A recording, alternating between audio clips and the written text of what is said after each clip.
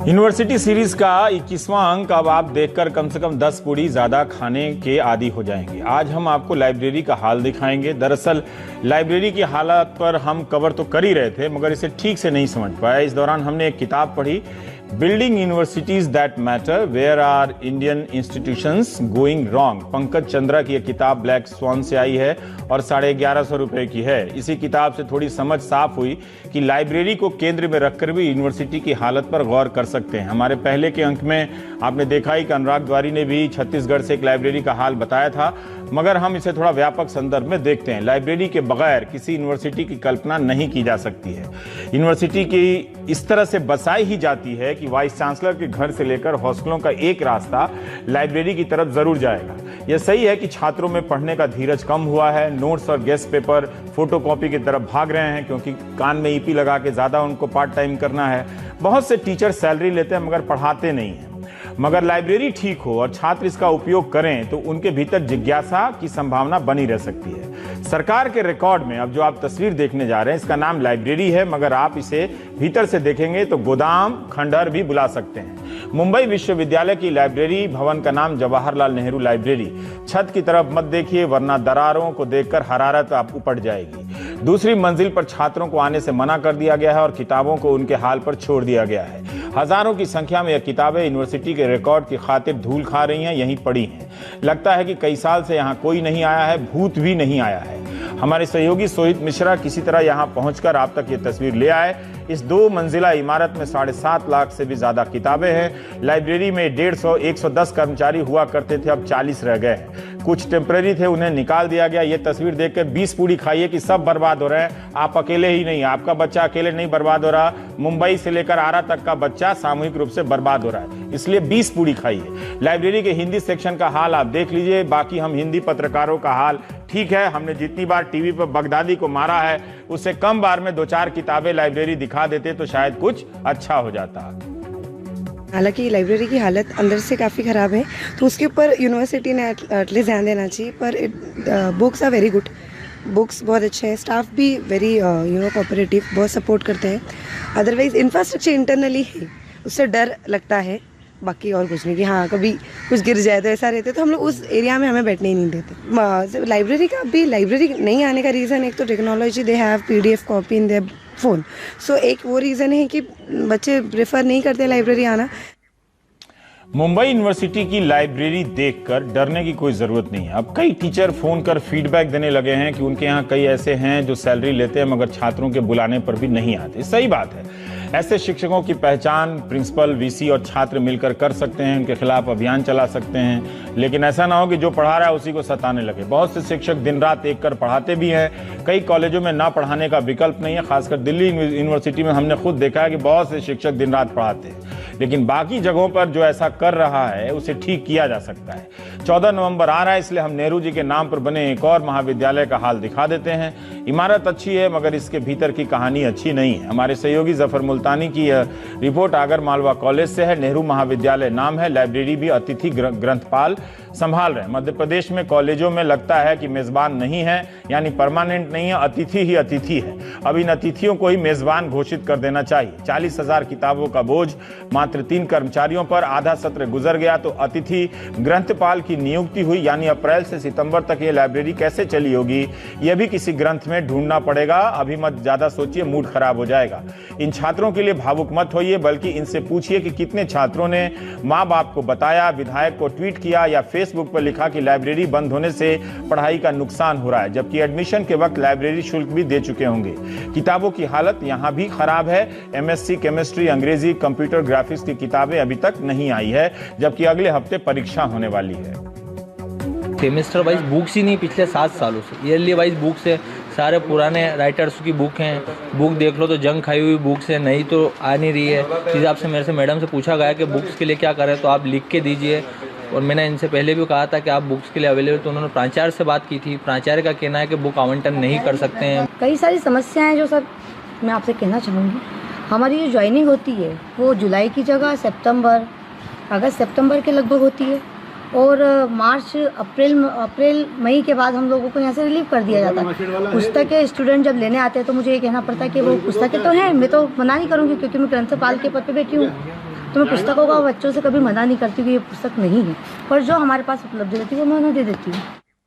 हम बलिया के संस्कृत कॉलेज में दोबारा गए लाइब्रेरी देखने। हमारे सहयोगी करुणा सिंधु ने बताया कि 1887 में बना हुआ ये कॉलेज है, 200 छात्र ही पढ़ते हैं और यहाँ की लाइब्रेरी देखकर आप खुद ही कहेंगे कि जब हमने मुंबई की यूनिवर्सिटी की लाइब्रेरी का सदमा झेल लिया तो बलिया के संस्कृत कॉलेज की लाइब्रेरी की हालत क्या चीज़ है। यहाँ की लाइब्रेरी एक कमरे में चल रही है, 2016 से कोई फंड नहीं मिला है, किताबें पुरानी हैं, हो चुकी हैं, कुछ छात्र पास होने के बाद किताबें दे जाते हैं, उससे काम चलता है। लाइब्रेरी में बैठने के लिए कुर्सी तक नहीं है, घर ले जाने लायक किताबें नहीं है, लिहाजा यहाँ कोई पढ़ना नहीं चाहता है। बताइए, देख के आप रोइएगा नहीं, प्लीज़ 10 पूरी और खा लीजिए, क्योंकि बलिया के बच्चे भी बर्बाद हो रहे हैं। क्लास में टीचर नहीं है, लाइब्रेरी में किताब नहीं है, मतलब नौजवानों को बर्बाद करने की घेराबंदी कंप्लीट हो चुकी है। आप इसके घेरे से निकलकर कामयाब हो ही नहीं सकते, हो गए तो हेडलाइन में कवर हो जाएंगे। करुणा सिंधु बलिया के एक और कॉलेज गए, सतीश चंद्र महाविद्यालय।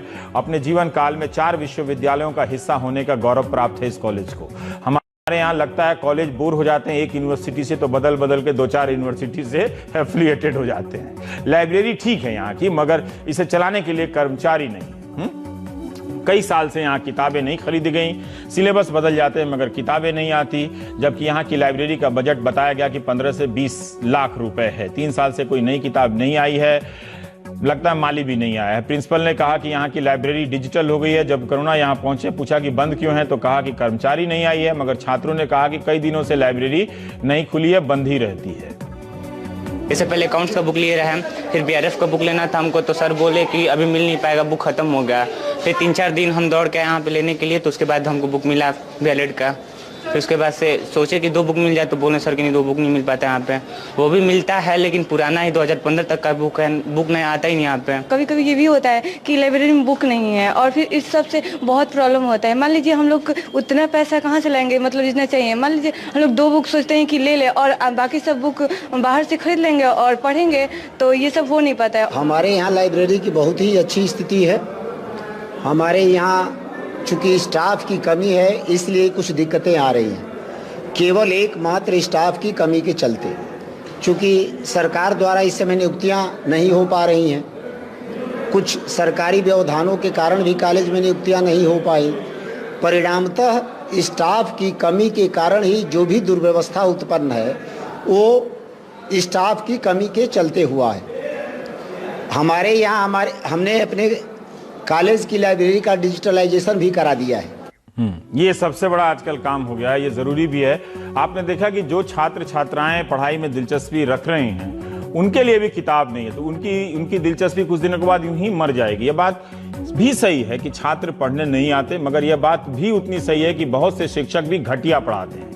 कस्बों के कॉलेजों में या महानगरों के कॉलेजों में भी दांत निकाले हुए, हाथ हिलाते हुए भाई जी ऐसे चले आते हैं कि उनके बोलने के अंदाज से ही लग जाएगा किताब तो दूर, आज का अखबार तक पढ़कर नहीं आए हैं। दैनिक भास्कर ने मध्य प्रदेश के सागर संस्करण में एक रिपोर्ट छापी है। ये रिपोर्ट हमारी सीरीज के लिए पूरक का काम करती है और हमारा काम आसान भी। इसमें लिखा है कि सागर जिले के 15 कॉलेजों के 34,000 छात्रों को पढ़ाने के लिए शिक्षकों के मात्र 260 पद स्वीकृत हैं। अब ये खेल समझिए, यूजीसी के मानक के हिसाब से यहाँ शिक्षकों की संख्या करीब 1100, क्योंकि 30 स्टूडेंट पर 1 टीचर होना चाहिए, मगर 260 मंजूर पद हैं 1100 की जगह, और उनमें से भी 121 ही है।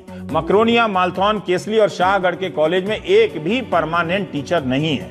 2-2 माह के लिए दूसरे कॉलेज से यहाँ टीचर डेपुटेशन पे भेजे जाते हैं, राजस्थान की तरह। बताइए, यूजीसी की गाइडलाइन के हिसाब से 34,000 छात्रों पर 1100 शिक्षक होते तो कितने ही पीएचडी प्राप्त होते। हम झूठ मूठ कर कहते हैं युवा में शक्ति है, 34,000 छात्रों में क्या शक्ति है? कोई शक्ति नहीं है। लेकिन अगर 1100 टीचर होते तो कितने पीएचडी स्कॉलर को नौकरी मिल जाती।